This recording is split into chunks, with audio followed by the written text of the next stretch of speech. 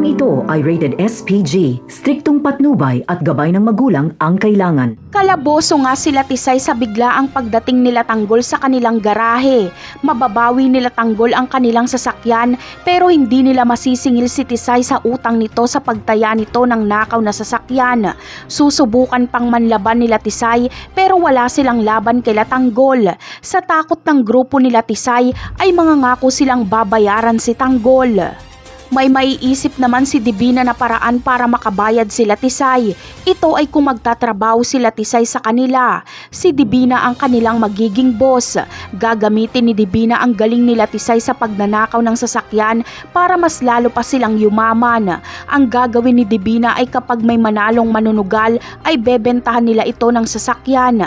At kapag makabili na ng sasakyan ay ibibigay ni Divina kay Tisay ang impormasyon ng sasakyan at ang nakabili nito. At nang sa ganon ay nakawin nila Tisay ang sasakyan at ibabalik nila ito kay Divina. Ang mangyayari ay maibabalik ni Tisay ang sasakyan kay Divina. Gamit ang mga mekaniko nila at koneksyon ay babaguhin lang nila ang kulay at papeles ng sasakyan para hindi na ito mahanap. 50% ang parte nila Tisay. Payag sila Tisay dito dahil hindi na nila kailangang maghanap ng nanakawin. Maghihintay na lang sila sa abiso ni Divina. Sa pamamagitan nito ay mababayaran nila si Tanggol. Samantala, si Atty. Vera ang kukunin ni Divina para ayusin ang papel ng mga tagong ari-arian ni Senyor Pacundo at ilipat ito sa pangalan ni Tanggol. Magaling kasi itong si Atty. Vera pagdating sa kaso ng mga ari-ariang pamana o lipat pangalan.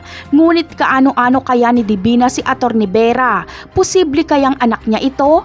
Kung ganun ay kayang makuha ni Tanggol ang lahat ng mga ari-arian ng mga kabalyero kung makikipagsabwatan sa kanya si Atty. Vera. Napakarami pa nating dapat abangan sa mga susunod na episode.